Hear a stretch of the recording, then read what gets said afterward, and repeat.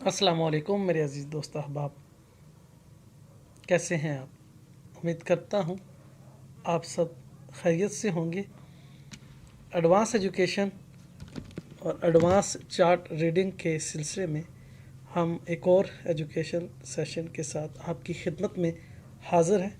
हमारे इन तमाम तर सेशन का मकसद आप दोस्तों को फॉरेक्स ट्रेडिंग में तमाम तर मालूमात और एजुकेशन देना है, जिसकी मदद से आप बहुत बेहतर अंदाज में अच्छी ट्रेडिंग कर सकते हैं। बहुत सारे दोस्त यूट्यूब से price action, moving average, RSI और मुख्तलिफ मेथड सीख कर मार्केट में अपने रियल पैसे के साथ आ जाते हैं। चूँकि वो मेथड अनकन्फर्म मेथड हैं, उनके बारे में उनको पूरी तरह मालूमात या आगाही नहीं होती, जिसकी वजह से वो मार्केट में आने के बाद नुकसान करते हैं और फिर परेशान रहते हैं। अगर आपने इस मार्केट में अब काम ही करना है तो कम से कम आपके पास मालूमात होनी चाहिए, एजुकेशन होनी चाहिए। इसकी पूरी जो इस ट्रेडिंग का जो सेटअप है उसके बारे में मुकम्मल आगाही होना ज़रूरी है। और उस आगाही के लिए आप दोस्त यूट्यूब का सहारा लेते हैं, जबकि यूट्यूब एजुकेशन नहीं बल्कि इंफॉर्मेशन का एक ज़रिया है। बहुत सारे यूट्यूबर, मैं अक्सर कहता हूँ, ख़ुद ट्रेडर नहीं होते, जिसकी वजह से वो सुनी सुनाई बातों पे घंटों लेक्चर दे के आपका टाइम वेस्ट करते हैं। वो ऐसी चीज़ें बताते हैं जिनका MT4 या ट्रेडिंग के किसी प्लेटफॉर्म से सिरे से तल्लुक़ ही नहीं होता। अगर होता भी है तो सरसरा सा होता है। आज हम जिस मेथड पे बात कर रहे हैं वो वॉल्यूम का मेथड है। वॉल्यूम का मेथड चार्ट रीडिंग के लिए सबसे ज़्यादा पावरफुल माना जाता है।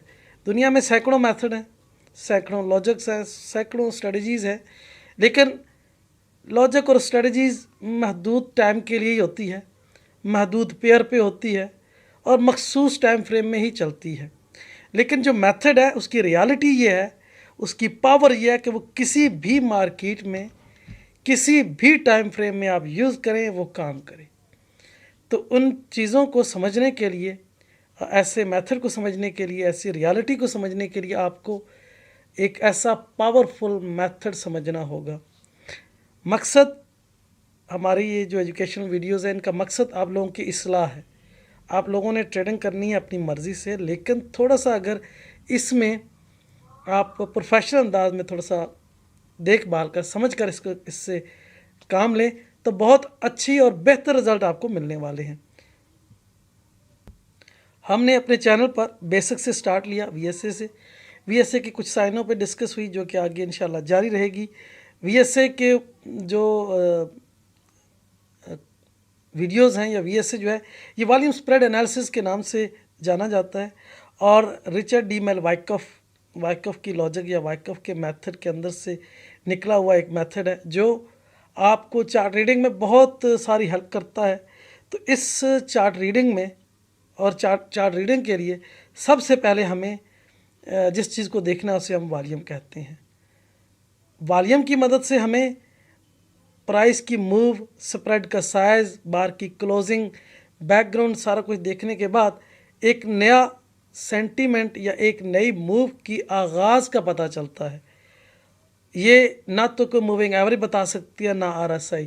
मूविंग एवरेज, RSI, बाकी जितने भी इंडिकेटर हैं वो लैगिंग है। वॉल्यूम वाहिद टूल है जो लीडिंग है। ये नंबर्स ऑफ ट्रांजेक्शन का बताता है। जब एक मार्केट में कैंडल की मूव उस वक्त तक मुमकिन नहीं है जब कैंडल को मूव करने वाला ट्रेडर ही नहीं है। ट्रेडर आया, उसने एक ट्रेड सेल या बाई क्लिक किया, एक नंबर, एक वॉल्यूम जनरेट हुआ, एक की वजह से उसका वजूद बना। 10 की वजह से 10 ट्रेडर आए, उन्होंने 10 ने बाई सेल किया, उस कैंडल को मूव मिली। कैंडल की मूव का सबब वॉल्यूम, वो नंबर्स ऑफ ट्रांजेक्शन हुई। अब कितनी नंबर्स ऑफ ट्रांजेक्शन है एक कैंडल को पूरा होने में? 1 घंटे की कैंडल है या वो 15 मिनट की है, उसमें जो लोग आएंगे वो सेल या बाई करेंगे तो कैंडल बनेगी, अदरवाइज कैंडल की मूव हो ही नहीं सकती अगर बैकग्राउंड में इसके मूव कराने वाले हाथ वो ट्रेडर्स नहीं हैं। वो ट्रेडर्स आते हैं, वो ट्रेड करते हैं सेल बाई, उसके बाद कैंडल का वजूद बनता है, कैंडल मूव करती है। कैंडल अपने आप नहीं मूव करती। जो प्राइस एक्शन वाले हैं वो ये समझते हैं कि कैंडलें मूव कर रही हैं, हम इनके साथ भागें। कैंडलों को मूव कराया जाता है, मूव ट्रेड करके किया जाता है। तो VSA के मेथड में, वॉल्यूम स्प्रेड एनालिसिस में, चार्ट रीडिंग के लिए सबसे पहले हमें वॉल्यूम को देखना होता है कि चार्ट पर करंट टाइम फ्रेम में क्या वॉल्यूम आ रहा है या क्या आ चुका है। वॉल्यूम को हम बार के साइज़ से मिलाकर देखते हैं कि जो स्प्रेड बनी, जो कैंडल बनी, उसका साइज़ क्या था और उसकी क्लोजिंग कहाँ थी। तो वॉल्यूम को चार्ट पर बार साइज़, जो कैंडल का साइज़ है, उसके साथ मिलाकर एनालिसिस किया जाता है।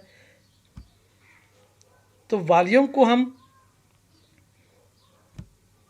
कैसे समझ सकते हैं, उसके लिए हमें लाइव मार्केट में जाना पड़ेगा और वहाँ पर सबसे पहले वॉल्यूम को समझना पड़ेगा। सबसे पहले याद रखिएगा एक बात कि वॉल्यूम को हम पिछली 10 बार में देख रहे होते हैं कि करंट बार के पीछे जो 10 बार का वॉल्यूम कैसा आया है। ठीक है, पिछली 10 बार का वॉल्यूम हम कर रहे हैं। और ये जो इंडिकेटर हमें रिलेटिवली इनको कंपैरिजन करके बता रहा होता है कि 10 बार में वॉल्यूम की क्या कंडीशन थी, वॉल्यूम क्या था, उसके हिसाब से हम देख रहे होते हैं। अभी मैं इसको ज़रा टाइम फ्रेम चेंज करता हूँ आपको इस बात को समझाने के लिए कि पिछली 10 बार में वॉल्यूम क्या था। अब 10 बार में 2 तो ये हो गई, 4, 6, 8, 10। इन 10 का वॉल्यूम क्या था वो हमें रिलेटिवली ये वॉल्यूम बता रहा होता है कि पिछली 10 बार में क्या एक्टिविटी थी और अब क्या हो रही है। तो रिलेटिव वॉल्यूम का इंडिकेटर है। सबसे पहले तो हमें इसको समझना है कि ये क्या हमें बताता है और किस तरीके से बता रहा हो। हमारे पास इस बैंड में 7 तरह का वॉल्यूम होगा। 7 मुख्तलिफ तर्ज की आपको इस एक इंडिकेटर में 7 सिग्नल मिलेंगे। ये जो इंडिकेटर मैंने ऊपर किया है ना, या ये इसका बैंड है, इसमें 7 मुख्तलिफ चीज़ें होंगी। ठीक है, अभी हम इस पर डिटेल से बात करेंगे। सबसे पहले डार्क पिंक कलर है, ये जो आपको ऊपर नज़र आ रहा है। ठीक है, ये मैंने अभी इसको बड़ा किया हुआ है तो इसलिए थोड़ा सा आपको कुछ ऐसा महसूस हो रहा होगा। ये अब मैं नॉर्मल कर लेता हूँ। ठीक है, अच्छा, अब क्या है कि ये डार्क पिंक जो है, डार्क पिंक बैंड जो है, ये आपको अल्ट्रा हाई वॉल्यूम के बारे में बताएगा। ठीक है, अल्ट्रा हाई वॉल्यूम जब भी, ये देखिए जैसे ये कैंडल है, जैसे ये कैंडल है, जैसे ये कैंडल है, ये अल्ट्रा हाई वॉल्यूम के बैंड में है।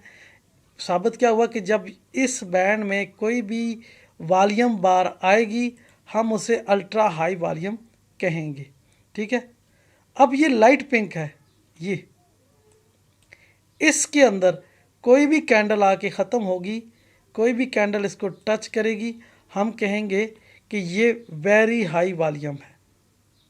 ठीक है, अच्छा, इसमें आगे जो है ये ब्लू बैंड, ब्लू बैंड,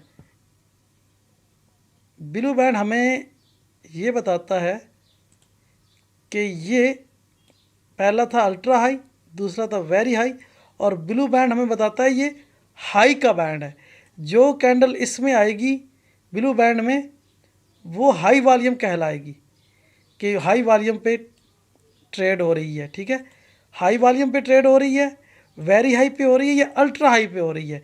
ये आगे आप लोगों के काम आने वाली सारी चीज़ें हैं, आपने इन चीज़ों को याद रखना है, क्योंकि वॉल्यूम को हम स्प्रेड के साइज़ के साथ मिलाएंगे तो ही हमें पता चलेगा कि ये जो बार का साइज़ था और ये जो वॉल्यूम था, ठीक है, ये वॉल्यूम, ये साइज़, बैकग्राउंड, तो हमें क्या सेंटीमेंट देता है और उसके बाद इसने क्यों मार्केट को इतना आगे नहीं बढ़ने दिया, ये दीवार क्यों बना।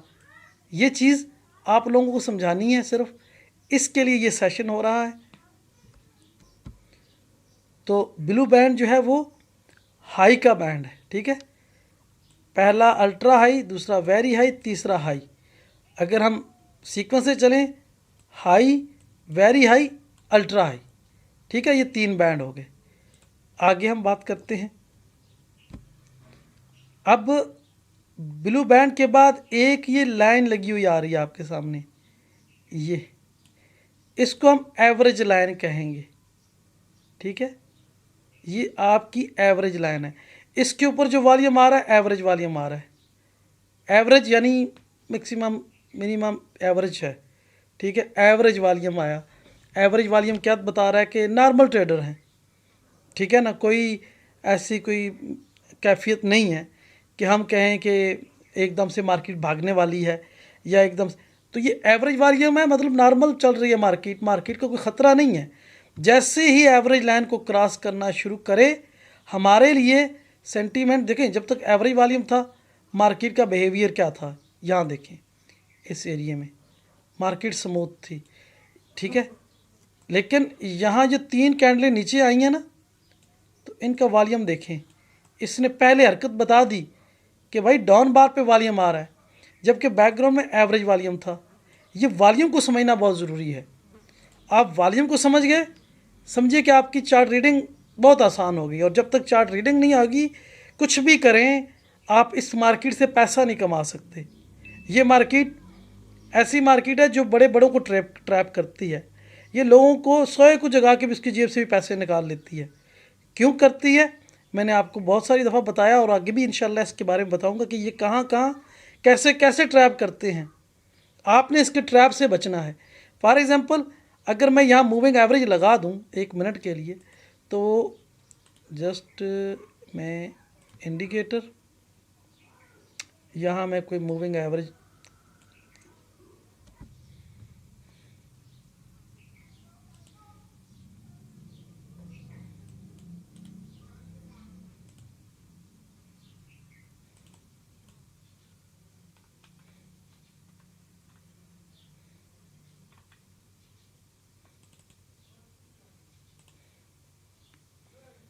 जी मैंने EMA की लाइन लगाई है, मूविंग एवरेज की आपको नज़र आ रही होगी, गोल्डन से कलर की है। ठीक है, अब मुझे बताएं जो मूविंग एवरेज के क्रॉस ओवर वाले थे, मूविंग एवरेज तो ऊपर जा रही थी ना यहाँ से। ठीक है, अब मूविंग एवरेज वाले तो सारे बाई में जा रहे हैं, जबकि सेंटीमेंट जो है यहाँ तक देखिए ना मूविंग एवरेज, जबकि सेंटीमेंट इसका चेंज है। अब जिन लोगों ने मूविंग एवरेज के ब्याह पर धोखा खाया है, उनका यहाँ क्या बनना है, मूव इतनी नहीं है। ठीक है, मूविंग एवरेज बदस्तूर ऊपर जा रही है। ठीक है, और VSA में हमें इस एक अल्ट्रा वॉल्यूम एक्टिविटी ने बता दिया कि अब जो है हमें कोई और सेंटीमेंट मिलने वाला है, हम बाहर निकलें। तो जो लैगिंग इंडिकेटर हैं उनमें और लीडिंग इंडिकेटर में बड़ा फ़र्क है। लीडिंग इंडिकेटर आपको प्राइस की मूव से पहले बताता है, जो कि वॉल्यूम है। बहुत सारे लोग आपको मिलेंगे जो कहेंगे जी वॉल्यूम नहीं है, ये नहीं है, वो नहीं है। मुझे भी ये लोग इस तरह की बातें करते, सुनता तो मैं सब क्यों, लेकिन करता अपनी हूँ, क्योंकि मैंने ट्रेड अपने पैसे से करनी है, मैं लोगों के मशवरों से नहीं चल सकता। तो बात यही है कि कुछ लोग क्या कहेंगे, कुछ क्या कहेंगे, मैं आप लोगों को रियलिटी दिखाऊंगा कि हकीकत क्या है। ठीक है ना, हर बंदा यहाँ ये कहेगा कि ये मेथड ज़्यादा पावरफुल है, वो मेथड पावरफुल नहीं है। तो किसी का मेथड भी जो जहाँ कामयाब है, जो जहाँ सक्सेसफुल है, उसके लिए वही अच्छा है। हम आप लोगों को चार्ट रीडिंग सिखा रहे हैं, कोशिश करेंगे कि इस मेथड को आप अपनी किसी भी मेथड के साथ, वो प्राइस एक्शन है, RSI है, मूविंग एवरेज है, कुछ भी उसके साथ मिलाएं, तो इसके मिलाने से आपको नुमाया कामयाबियाँ मिलें, नुमाया बेहतर रिजल्ट मिलें। तो मैं कह रहा था कि अगर हम ये वॉल्यूम ना लगाते, अगर वॉल्यूम ना होता, सिर्फ मूविंग एवरेज की बुनियाद पर हम ट्रेड करते, यहाँ से ट्रेड करते, यहाँ से ट्रेड करते, यहाँ से ट्रेड करते, मूविंग एवरेज तो ऊपर जा रही है, जबकि मार्केट का सेंटीमेंट यहाँ से चेंज हो रहा है। तो हमें मूविंग एवरेज ने हमारा बहुत बड़ा SL करवाना था, और वॉल्यूम ने हमें बता दिया कि बच्चों भाई यहाँ सेंटीमेंट चेंज हो रहा है, यहाँ से कोई नई मूव बनाई जा रही है। तो लॉजिक के साथ बात करेंगे, हर चीज़ आपको समझाएंगे क्या कहाँ कैसे होता है। तो हम वॉल्यूम के ऊपर बात कर रहे थे। तो ये जो एवरेज लाइन है, एवरेज लाइन के ऊपर जब आएगा तो ये नॉर्मल वॉल्यूम है, नॉर्मल ट्रेडर्स हैं, इनका कोई ख़तरा नहीं है। एवरेज लाइन से जैसे ही मार्केट निकलने लगेगी, हाई वॉल्यूम का बैंड शुरू हो जाएगा, एक्टिविटी तेज़ होगी, हमें थोड़ा सा मोहतात होना है। इसमें हम इन हाई वॉल्यूम और अल्ट्रा हाई वॉल्यूम को ट्रेंड कंटिन्यूशन के लिए कहाँ कहाँ लेंगे, ट्रेंड रिवर्सल के लिए कहाँ कहाँ लेंगे, ये चीज़ें आपको आगे आने वाले सेशन में डिटेल से दी जाएंगी। आपने इन चीज़ों को अप्लाई करना है, समझना है। पिछले एक सेशन में भी इस चीज़ का नॉलेज दिया गया, थोड़ा थोड़ा आहिस्ता आहिस्ता, क्योंकि एक बहुत ही बड़ा सब्जेक्ट है और इसको चंद सेशन में या चंद वीडियोज़ में एक्सप्लेन करना इतना आसान नहीं है। हम कोशिश करेंगे आप लोगों को हर वीडियो में कोई नई एजुकेशन, नई चीज़ें, नई मालूमात दें, ताकि आप लोग इनको बरूए कार ला कर बेहतर अंदाज में ट्रेड कर सकें। तो अगर एवरेज लाइन से ऊपर हो गया वॉल्यूम, तो वॉल्यूम में जान आना शुरू हो गई है, यानी ट्रेडर्स जो है अब मार्केट में आ रहे हैं। और आने की रीज़न क्या हो सकती है वो आप लोगों को बैकग्राउंड से पता चलेगा, आगे आने वाली रेजिस्टेंस से पता चलेगा। एक डे की मूव के दरमियान जहाँ जहाँ बैलेंस कंडीशन बनती है, ठीक है ना, जैसे जैसे स्विंग हाई लो बनते हैं, उसमें हमें पता चलता है कि मार्केट यहाँ तक आई, यहाँ आते हुए वॉल्यूम लो था और यहाँ गई तो वॉल्यूम ज़्यादा हो गया। मार्केट जब नीचे आई लो था, ऊपर गई ज़्यादा हो गया, नीचे आई लो था, ऊपर गई ज़्यादा हो गया, नीचे आई लो था, वीडियो गई ज़्यादा हो गया। अब जब इसका जो रूल है मैं वो भी साथ में एक्सप्लेन करता चलूँ, ताकि स्पेशल कोई और वीडियोस ना आए, ताकि थोड़ी थोड़ी बातें तमाम सेशन में शामिल रहें। कि मार्केट बढ़ रही है, ये राइजिंग प्राइसेस है और राइजिंग वॉल्यूम है, ये देखें वॉल्यूम राइजिंग, प्राइसेस राइजिंग, इसको हम कहेंगे राइजिंग प्राइसेस राइजिंग वॉल्यूम। अब अगला स्टेप क्या होता है, falling prices falling volume, rising prices rising volume, falling prices. यहाँ पर देखिए वॉल्यूम बढ़ा है, क्यों बढ़ा है, इसकी रीज़न क्या हो सकती है, ये आपको इस तरह समझ आएगी। ये बैलेंस कंडीशन था, अल्ट्रा हाई वॉल्यूम के साथ इस जोन को, जो पीछे वाला जोन था, इसे ब्रेक किया गया, ऊपर जाकर एक और डिस्ट्रीब्यूशन या अकोमुलेशन फेज़ तैयार किया गया। इसमें क्या था, सेलर सेल कर रहे थे। सिर्फ मुझे पता है कि जनाब अभी ये डे स्टार्ट टाइम है, यहाँ से डे स्टार्ट हुआ और यहाँ पर डे एंड होना है। ये जो लाइन आपको छोटी सी वाइट नज़र आ रही है, ये डे पीरियड की है। ये जो लाइनें होती हैं ना, हर चार्ट पे होती हैं, ये एक दिन की मूव को बता रही हैं कि इसके दरमियान जो मूव हुई है वो एक दिन की है। अब डे स्टार्ट हुआ, मार्केट निकली, उन्होंने एक अपनी एक मखसूस रेंज बनाई, ब्रेक किया, रीटेस्ट किया, ब्रेक किया, रीटेस्ट किया। अब यहाँ पर सेलर ने, जब मार्केट वापस हुई ना, जो आम ट्रेडर होते हैं वो क्या करते हैं, जहाँ मार्केट ने फॉर एग्जांपल ये हाई बनाया, आगे भी हाई बनाया और दूसरी बार जब हाई बनाया तो उन्होंने क्या किया, पहले यहाँ से सेलिंग शुरू की छोटे ट्रेडर्स ने, फिर यहाँ से दबा के सेलिंग की। और जब दबा के सेलिंग की तो यहाँ तो एक रेंज एरिया बन रहा था, और जो बड़े ट्रेडर्स हैं उन्होंने इसके अगेंस्ट बाइंग की, इसके अगेंस्ट बाइंग की। देखिए सेलिंग हुई है, अच्छा खासा वॉल्यूम आया है, और इसके अगेंस्ट उन्होंने बाइंग की है, बाइंग की और उन्होंने मार्केट को और ऊपर ले गए, मार्केट को और ऊपर ले गए हैं। अब ऊपर जा रही है मार्केट, वॉल्यूम ड्राई हो रहा है, और फिर इत्तेफाक से एक बड़ी कैंडल बनी, एक बड़ी कैंडल बनी जिसे हम ये भी मैंने M30 का चार्ट खोला हुआ है H1 में, शायद इसका सेंटीमेंट कुछ सही तरीके से आपको समझ आए। टाइम फ्रेम की बड़ा मसला होता है। यहाँ पर हम थे, ये वाली बार, ठीक है, इस बार पर अब ज़रा क्लियर होगा। ये है हमारा वो अल्ट्रा हाई वॉल्यूम एक्टिविटी।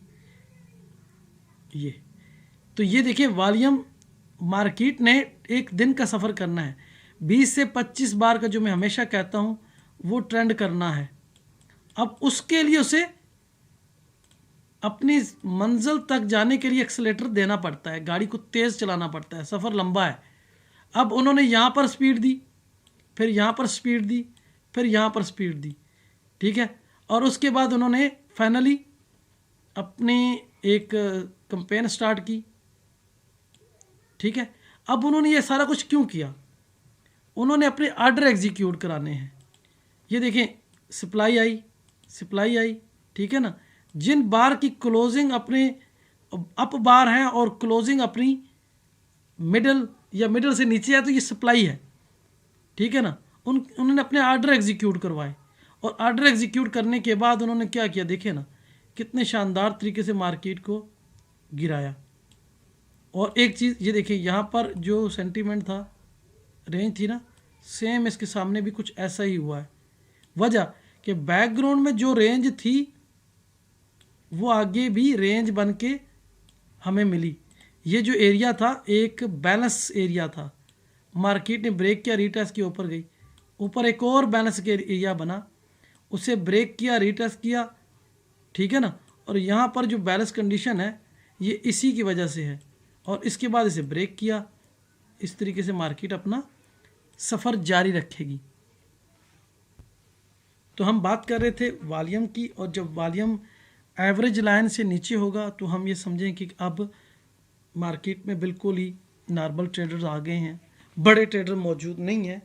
तो दूसरा, हमें ये rising prices rising volume, falling prices falling volume का जो कुलिया है ये याद रखना है। ये हर जगह काम आएगा, कोई स्टार्ट ऑफ कैंपेन मिले तब भी, ना मिले तब भी, राइजिंग प्राइसेस राइजिंग वॉल्यूम, और इस दौरान फॉलिंग प्राइसेस फॉलिंग वॉल्यूम, फिर राइजिंग प्राइसेस राइजिंग वॉल्यूम। ये सेंटीमेंट जब तक चलेगा आपका ट्रेंड अप का है, अप का ही रहेगा, ठीक है ना। अगर ये कुलिया आपको याद है तो आपको इलियट वेव याद करने की ज़रूरत नहीं है, मोमेंटम को जानने की ज़रूरत नहीं है।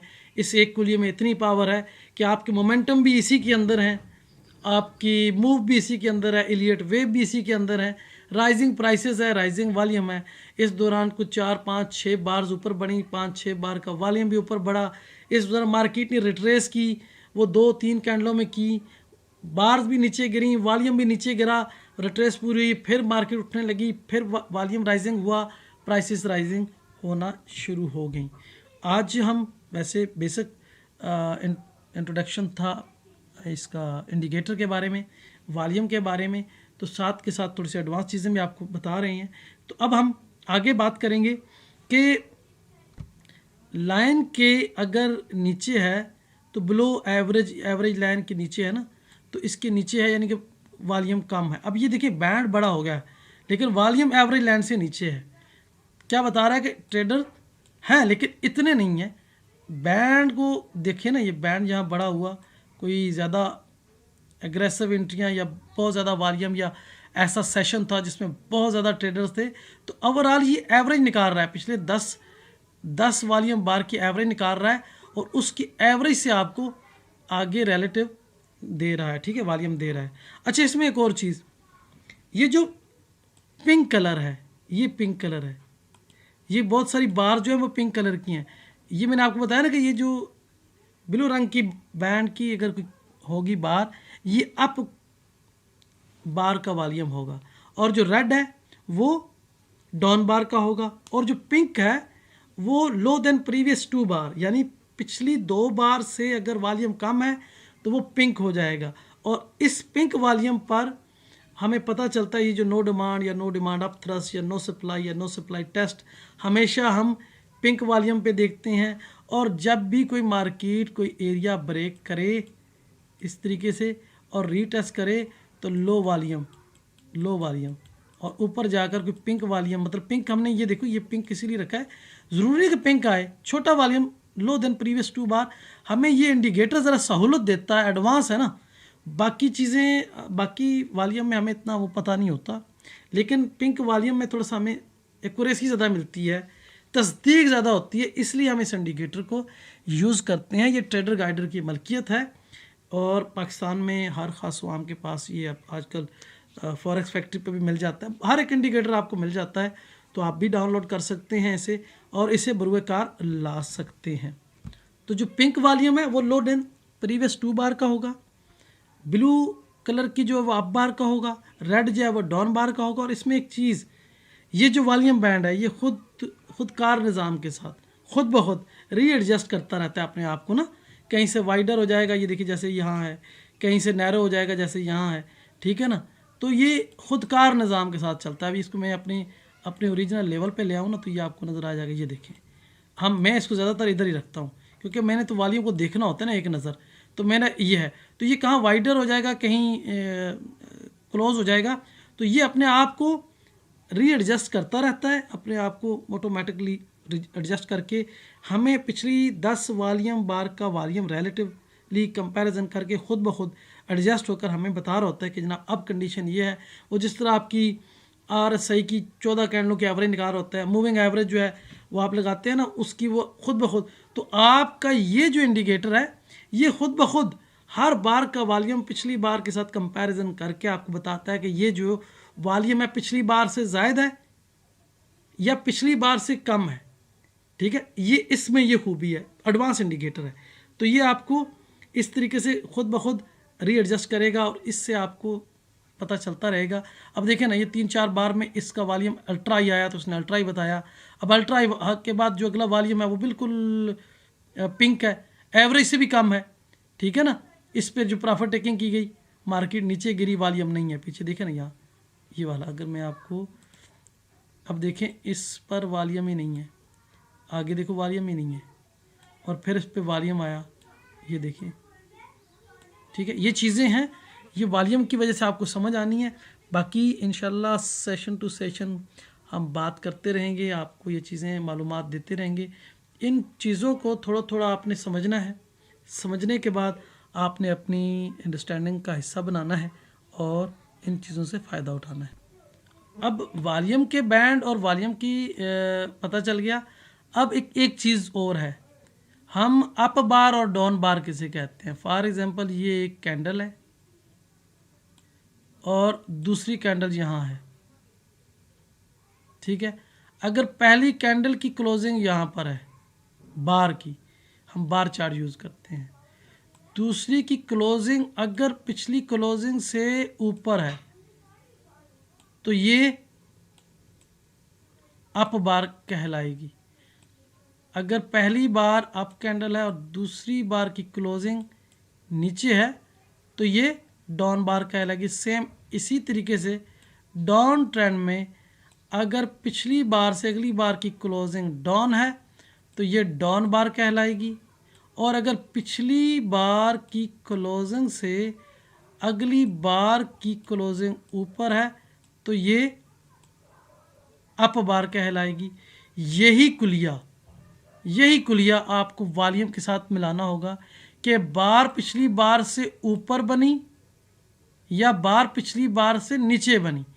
ये चीज़ आप लोगों ने समझ लेनी है, क्योंकि अक्सर दोस्त जो मैं अक्सर कहता हूँ कि अगर टॉप पर ये एक कैंडल है जो अपनी हाई पे क्लोज है और दूसरी कैंडल भी सेम ही है, वो भी अपनी हाई पे क्लोज है। अब दो मुख्तलिफ कैंडलें हैं, आपको कुछ नहीं पता कि आगे क्या होने वाला है। अगर एक का वॉल्यूम हम अज्यूम करते हैं ये है, बिल्कुल लो वॉल्यूम है, वॉल्यूम ना होने के बराबर है, और दूसरी का वॉल्यूम हम कहते हैं अल्ट्रा हाई है, अब बताएं, अब दोनों का सेंटीमेंट मुख्तलिफ है। अगर हम थोड़ा सा इस चीज़ को, अगली बार तो बराबर है, हाई के बराबर है, लो के बराबर है, लेकिन वॉल्यूम एक का अल्ट्रा हाई है, एक का लो, देन प्रीवियस 2 बार पिंक है, लेकिन अगली बार की क्लोजिंग मिडिल से नीचे या मिडिल पर है। मुझे बताएं कितना बड़ा सेंटीमेंट है, कितनी बड़ी डायरेक्शन उसने बता दी। एक वॉल्यूम दूसरी क्लोजिंग हमें इंडिकेशन देती है, हमें डायरेक्शन देती है, हमें समझ बूझ देती है कि ये क्या हुआ है। तो ये चीज़ें आहिस्ता आहिस्ता आपको सेशन टू सेशन हम वीडियोस में देते रहेंगे। जब आप इन सारी चीज़ों को एक बार देखेंगे तो बहुत सारी चीज़ें आपकी क्लियर होंगी। दूसरा, VSA का एक जनरल रूल जिसे आपने हमेशा याद रखना है, वॉल्यूम को, बार की क्लोजिंग को के साथ एक जनरल रूल है, वो ये है कि वो ये कि जो स्ट्रेंथ है वो बॉटम में आती है, डाउन बार पे आती है, ठीक है। टॉम विलियम कहा करता था, whenever strength appear it's appear on down bar, whenever weakness appear in up bar. तो जो वीकनेस होगी, ये जो वीएसए के जो रूल्स में है कि साइन ऑफ स्ट्रेंथ, जो आप कुछ पहले पढ़ चुके हैं, कुछ आगे भी पढ़ेंगे, साइन ऑफ स्ट्रेंथ और साइन ऑफ वीकनेस। जो साइन ऑफ स्ट्रेंथ होंगे वो बॉटम में आएंगे, डाउन बार पर गिरती बार पर अल्ट्रा वॉल्यूम एक्टिविटी आएगी तो वो साइन ऑफ स्ट्रेंथ कहलाते हैं। 15 से 20 बार का एक गिरता हुआ ट्रेंड होगा। और साइन ऑफ वीकनेस जो है वो टॉप पर आते हैं। साइन ऑफ वीकनेस में बाइंग क्लाइमैक्स आपने पढ़ा, टॉप रिवर्सल पढ़ा आपने, वो किस तरह के होंगे उनके बारे में हमने कुछ वीडियोस आगे लगाई हैं। तो जो साइन ऑफ वीकनेस है उनमें सबसे पहले एंड ऑफ राइजिंग मार्केट है, दूसरे नंबर पे बाइंग क्लाइमैक्स है, तीसरे नंबर पे एफर्ट विद नो रिजल्ट है या एफर्ट फ्रॉम नो रिजल्ट जिसे कहते हैं, चौथा है बॉटम रिवर्सल। और इसके बाद इसको जो ट्रेड करने में आपको ट्रेड से पहले जो एक साइन आता है 5वें नंबर पे, उसे हम wide spread down bar through the previous support कहते हैं। और उसके बाद नो डिमांड या नो डिमांड अप थ्रस्ट होता है। इसी तरीके से जब हम साइन ऑफ स्ट्रेंथ की बात करें तो पहला जो साइन है वो बैग होल्डिंग है, वो एंड ऑफ राइजिंग मार्केट के अपोजिट है। बिल्कुल दोनों के रूल्स एक जैसे हैं, देखने में एक जैसे हैं, सिर्फ क्लोजिंग लोकेशन थोड़ी सी चेंज है, नाम भी चेंज है। दूसरे नंबर पे सेलिंग क्लाइमैक्स, तीसरे नंबर पे स्टॉपिंग वॉल्यूम और चौथे नंबर पे बॉटम रिवर्सल। ये अकोमिलेशन फेज में आते हैं और इसके बाद अब्जॉर्शन होता है। और अब्जॉर्शन के बाद मार्केट जो रीटेस्ट करती है वहाँ नो सप्लाई टेस्ट का साइन आता है। आगे सेशन पे हम इन छोटे छोटे साइनों के बारे में बात करेंगे, इनके हुलिया, इनकी क्लोजिंग, इनकी पावर, ये सारी चीज़ें इंशाल्लाह हमारे चैनल पे आपको मिलेंगी। तो अब आप वॉल्यूम को भी समझ गए हैं, बार की क्लोजिंग या अप बार या डाउन बार भी आपको पता चल गया होगा। और साइन ऑफ वीकनेस और साइन ऑफ स्ट्रेंथ कहाँ आते हैं। साइन ऑफ वीकनेस हमेशा टॉप पर आते हैं, हम उनको मार्क कर लेते हैं। साइन ऑफ स्ट्रेंथ बॉटम पर आते हैं, हम उन्हें मार्क कर लेते हैं, ठीक है। उसके बाद एक चीज़ वो है बार। अब बार कैंडल को हम कहते हैं, ठीक है। बहुत सारे लोग कैंडल कहते हैं तो हम कैंडल के नाम से बात करेंगे। ये हमारी एक कैंडल है। अब इस कैंडल को 7 हिस्सों में तकसीम करेंगे, 7 हिस्सों में। अगर हम इसके ऊपर वाले हिस्से को अलहदा करते हैं तो ये एक इसका ऊपर वाला हिस्सा हमने निकाल लिया, नीचे हमने इसमें बाकी शैडो डाल दिया, ये एक तर्ज। अब इसका हम दूसरा हिस्सा साथ मिलाते हैं तो हमने दूसरा हिस्सा शामिल कर लिया, वो ये है कि ये हमारा इसका दूसरा हिस्सा है, ठीक है। इसी तरीके से हम इसका तीसरा हिस्सा मिडल से निकाल लेते हैं। तो मिडल का ये पोर्शन हमने लिया और ऊपर का ये जो मिडल हमने लिया ये, और इसके ऊपर भी शैडो हो गया, नीचे भी शैडो हो गया। ये कैंडल की शक्लें आपको बना के दिखा रहा हूँ, ठीक है। इसी तरीके से अगर हम इसी कैंडल का डाउन हिस्सा ले लें, डाउन हिस्सा क्या है, वो ये डाउन हिस्सा है और बाकी ऊपर शैडो। अब अगर हम पूरी कैंडल को ले लें, ये जिसे आप मोरोबोजो कहते हैं, ये एक पूरी कैंडल है। अब हम ये तो है ना बुनियादी रूल, प्राइस एक्शन वाले इसको इस तरीके से देखते हैं, लेकिन हम जो वीएसए वाले हैं वो उसको थोड़ा सा मुख्तलिफ देखते हैं। वीएसए में ये जो बार है, ये बार, इसमें अगर अप बार थी और अपने हाई पर क्लोज है तो इस पर स्ट्रॉन्ग बायर्स है, ठीक है, स्ट्रॉन्ग बायर्स है। अगर ये अपने हाई से थोड़ा सा नीचे है तो बायर तो हैं लेकिन थोड़े से बायर निकल गए हैं, थोड़े से बायर्स निकल गए हैं। अगर इसी की क्लोजिंग मिडल पर है, बार तो अप की है लेकिन जितना इस पर प्रेशर था उसमें से बहुत सारे लोग इससे निकल गए हैं। ठीक है, अब ये मिडल पर क्लोज है, जिस तरह आप लोग कहते हैं कि वो ग्रेवस्टोन डोजी या लॉन्ग लेग डोजी जो भी है, ठीक है ना, मिडल पर क्लोज है। अब VSA में चीज़ें प्राइस एक्शन की निस्बत आसान भी हैं और कदरे ज़्यादा वाजे हैं। वाजे क्या है कि हमें आपको देखिए ये एक बड़ी बार बनी, ये देखिए ये इस बार ने इस पर डिमांड हिट हुई, बड़े ज़ोर से डिमांड हिट हुई है। ठीक है, जितने ज़ोर से डिमांड हिट हुई लेकिन डिमांड का कुछ हिस्सा निकल गए ट्रेडर्स, क्लोजिंग देखें कहाँ पर है। तो ये चीज़ आपको समझनी होगी कि बार की जो हमारे पास जिस तरह के वॉल्यूम 7 तरज का है, इस तरह हमारे पास ये जो एक बार है इसकी भी 7 तरह की क्लोजिंग है, 7 मुख्तलिफ पोर्शन है, और हर पोर्शन जो है क्लोजिंग का हमें एक सेंटीमेंट, एक इशारा दे रहा है कि ये क्या हो रहा है। जिस बार के ऊपर जिस तरीके से ये बार है क्लोज हुई, बिल्कुल अपने लो पर जाके क्लोज हुई है, स्ट्रॉन्ग सेलिंग प्रेशर है, स्ट्रॉन्ग सेलिंग प्रेशर है। तो अगली बार देखें कितनी नीचे गई है। अच्छा, अब एक और चीज़, ये जो बार है इस बार से बड़ी है, इस बार से ये बार बड़ी है, लेकिन क्या हुआ, नीचे आई है, नीचे से इसको जो ऑर्डर लगे हैं इसकी क्लोजिंग देखिए कहाँ हुई है, मिडल में, मिडल से भी ऊपर, यानी इसके ऊपर ये थी तो सेल की रेड बार है, लेकिन इस पे ऊपर बायर्स भी आए हैं, और वो जो बायर्स आए हैं अगली 3 कैंडलों में हमें नज़र भी आए हैं। सिर्फ इसकी क्लोजिंग ने हमें बता दिया कि इसका जो रद्द अमल है वो आगे ऊपर जाने वाला है। वो कितना गया उसके बाद फिर नीचे आई, तो बार की क्लोजिंग जो है वो बड़ी अहमियत रखेगी।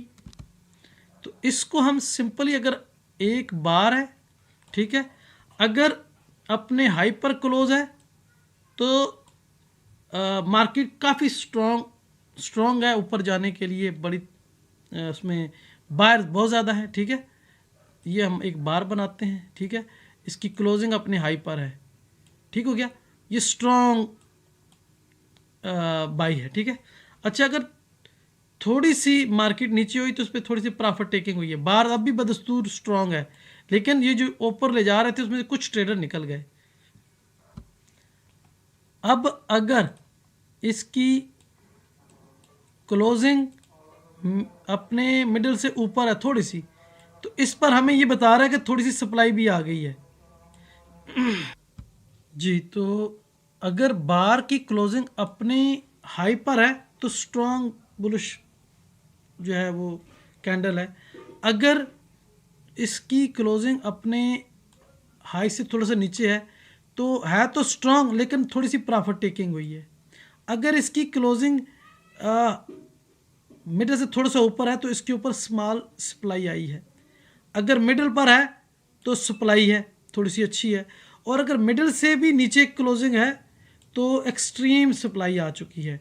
अब वो मिडल से नीचे क्लोज हो या बिल्कुल अपने लो पर क्लोज हो, तो ये सारी सप्लाई का इंडिकेशन है कि ये बहुत ज़्यादा सप्लाई आ चुकी है। तो ये जो बार है इसकी आपने, ये मैंने 6 तर्ज बनाई हैं, तकरीबन 7 तर्ज की होती हैं, high, of the high, towards high, middle, ठीक है, of the middle, towards middle, और अपने लो पे। तो ये आपको इसी तरीके से समझना है कि बार में क्या क्या चीज़ कहाँ कहाँ होती है और उसका क्या मतलब है। ठीक है, बार की क्लोजिंग आपको सप्लाई एंड डिमांड का बताएगी। अगर बार इसी तरीके से ये ऊपर से नीचे, मतलब मैंने क्यों बनाया, ये अभी ये बार सारी आपकी हैं, लेकिन अप ट्रेंड में अगर इस तरह की आई हैं तो सप्लाई है, सेम अगर डाउन ट्रेंड में मार्केट आ रही है तो वो डिमांड को शो करेगी। तो बार की क्लोजिंग को आपने समझना है, बस एक बार बनाएं पेपर पे, इस तरह की बार बनाकर समझें कि इसकी क्लोजिंग कहाँ है, मिडल पर है, सेलर बायर इक्वल, अगर ये बढ़ते ट्रेंड के टॉप पर है तो सप्लाई है, और अगर गिरते ट्रेंड के बॉटम पर है तो डिमांड हिट हुई है। ठीक है ना, और उसके बाद इसको आपने देखना है कि अप बार पे अगर क्लोजिंग नीचे आ रही है बार की तो सप्लाई की निशानी है। ठीक है ना, अप बार पर ट्रेंड ऊपर जा रहा है लेकिन क्लोजिंग नीचे नीचे हो रही है तो सप्लाई हिट हो रही है। इसी तरीके से डाउन बार पर बार की क्लोजिंग जो है वो बार्स डाउन की बन रही है लेकिन क्लोजिंग मिडल या मिडल से ऊपर है तो ये डिमांड की निशानी है। तो इस चीज़ को आपने समझ लेना है। अगर ये चीज़ समझ आ गई तो एक था वॉल्यूम, ये जो है, दूसरा था बार की क्लोजिंग, तीसरी लोकेशन। इन चीज़ों को अगर आप समझ जाएंगे तो आपके लिए फिर बात को समझना को मुश्किल नहीं रहेगा। ये चीज़ें चार्ट रीडिंग में आपके काम आने वाली हैं। मज़ीद बार की क्लोजिंग के हवाले से ये एक स्क्रीनशॉट है जो मैं अभी आपके सामने, गूगल पे आपको ये मिल जाएगा, गूगल सर्च कर लीजिएगा, और ये इसकी क्लोजिंग की डिटेल है। आप इसको पढ़ सकते हैं कि बार की क्लोजिंग कहाँ होती है और उसकी क्या अहमियत है। ये वीएसए के बार चार्ट के बारे में है। ये मैं गूगल कर लीजिएगा, ये मिल जाएगा आपको।